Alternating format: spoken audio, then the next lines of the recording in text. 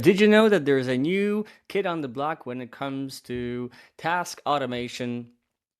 It's called Tasker AI, and the website claims that the Tasker will handle your routine tasks and watch your productivity soar. But what can it actually do? I went ahead and gave it a try. I decided, why don't you create a website for me? Because there are these different options. I can automate and execute multi-step actions. I can search, deep search, image generation, chat, and this intrigued me. Generate and host a website.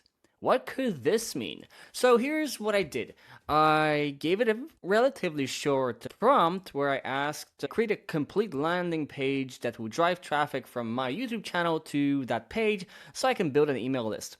And I pasted the description from my YouTube channel into there as well, and I shared 3 files containing a screenshot of my YouTube videos and a screenshot of my current website, timsaitips.com.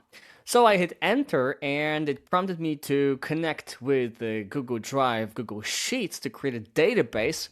And to be honest, I was surprised because after 8 minutes or less, I got a fully working website.